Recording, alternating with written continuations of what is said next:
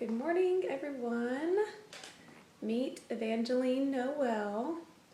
She is 8 days old. She was born on December 7th at 1:35 p.m. and weighed 8 pounds, 19 inches long. And she is precious. She pretty much only cries when she's hungry, right, Hazel? Yeah. She's a wonderful addition to our family. Should I answer it or not? My phone is broken, so I never can see who's calling. I'll answer it later. So if you're watching and you were calling, now you know I screen my phone calls. Actually, I can't even screen my phone calls because I don't know who's calling.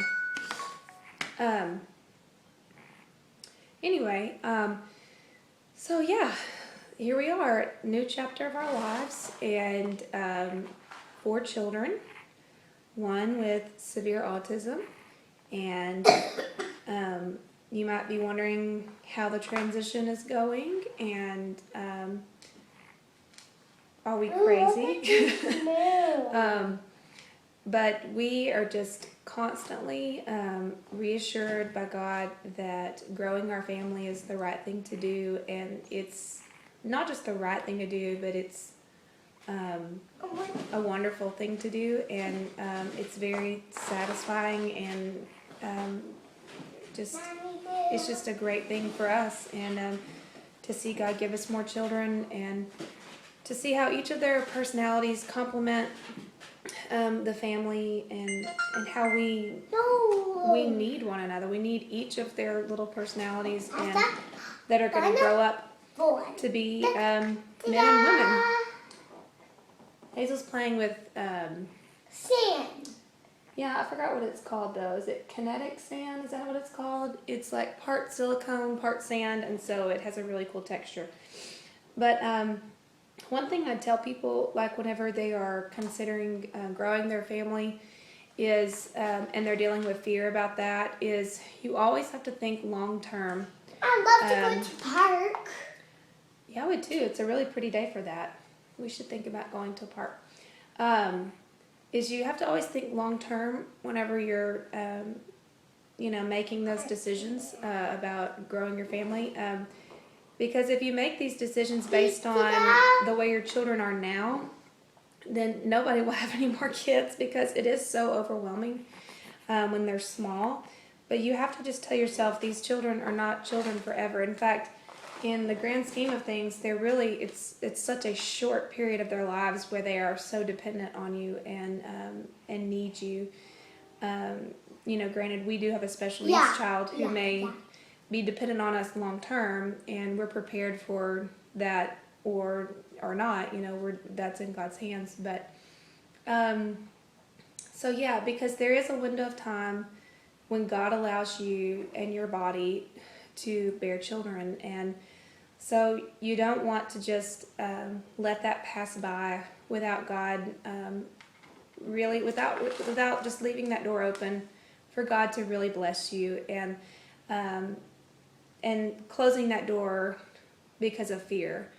And that's one of the reasons why we have chosen to have more children, is we want to be a testimony to just to families everywhere that even though it's really hard, and for us, I mean, it's harder than most families because of our situation with our autistic son, but we really feel called to be an example to those around us that bearing more children is a good thing, and can be a wonderful blessing, even though it's really, really hard at the beginning.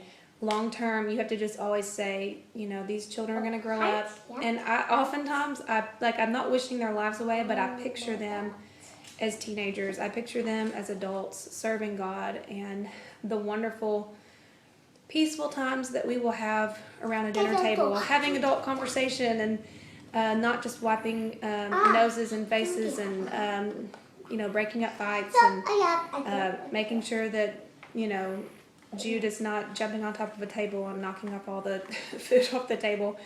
Like we long for and we believe for better days.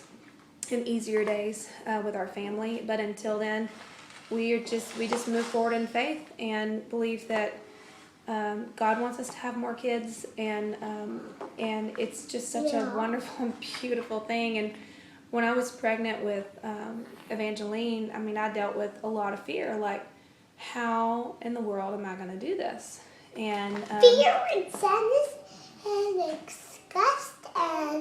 disgust and anger and sadness and joy. That's from the movie Inside Out, if you didn't catch that. Anyway, but God just constantly just calmed those fears and just reminded me that He has promised to take care of us. What's fear? And that just as the birds are taken care of, like, how much more will He take care of us and our children? And it says He gently leads those with young. And God has such a tender place in His heart for growing families and family, because He knows and He sees the struggle. He sees the day in and the day out, the grueling, in the trenches work that we do with these small children and with them being so dependent on us. And so God has just been so faithful. So yeah, has the transition been easy? Has it been hard? It's been challenging, absolutely, but God has been faithful. Jude has been very gentle with Evangeline. He's not tried to be rough with her at all. In fact, babies bring out gentleness in Jude, which is just such a miracle and a blessing for me to see. Hazel just shines whenever we have a baby in the house. She wants to help.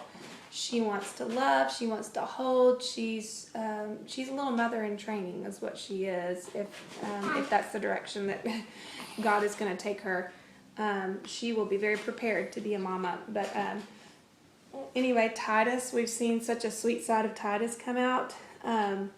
He will come up to her, and baby. he likes to push her crib, which I have to really watch.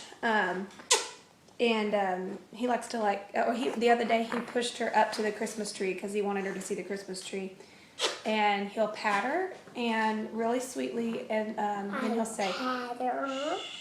So all of our children are responding very well to a new baby, but I will say that daily I have to just keep my thoughts in check and have to just practice thank you therapy and thank God for everything He's given us, and that He is with us and that He will help us. And anyway, so this morning we were having our Jesus time, our Bible time before Jude got on the bus, and lately I've just been telling them stories about Jesus. And today I told them the story about Jesus walking on water. Do you remember that?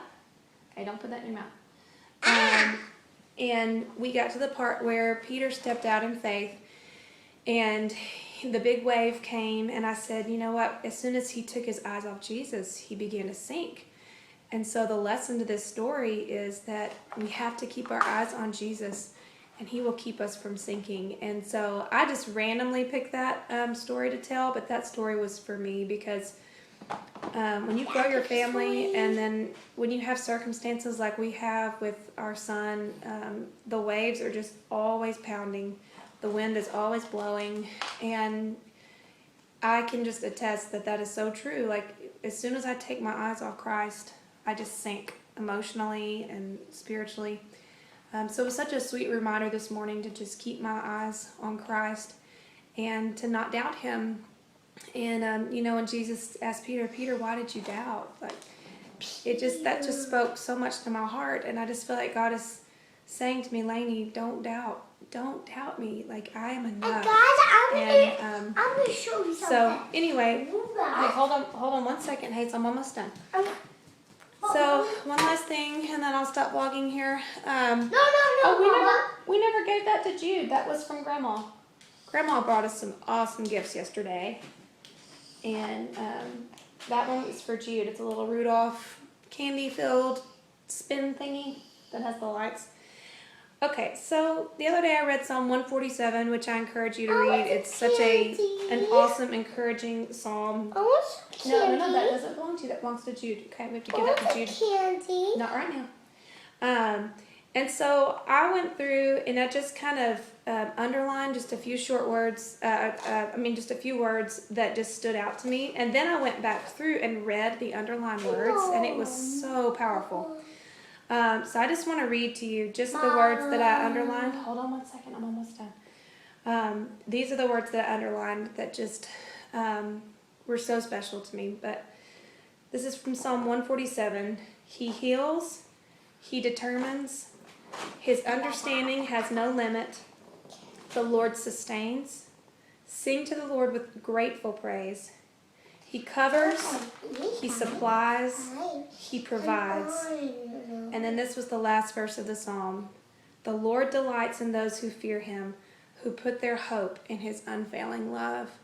And for us, specifically with this waiting time that we're in to get Jude stabilized on medication and just the constant tension that we feel with that, hearing that God heals, but yet he determines, was just really, really powerful for me. And it says that his understanding knows no limit.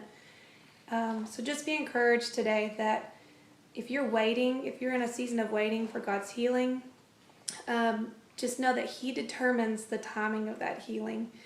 But in the process, just like I underline here, he provides, he supplies, and he covers. And that last verse, that he delights in those who put their hope in his unfailing love. So you bring great delight in God when all of your hope is placed in God, because the situation we're in right now with Jude, honestly, there is hope in nothing else but our Father who loves Jude and made Jude and ordained the structure of our family and everything that we go through. So we want to bring him great delight, and that was encouraging to know that we do bring him delight by just simply hoping in him, because he's our only hope.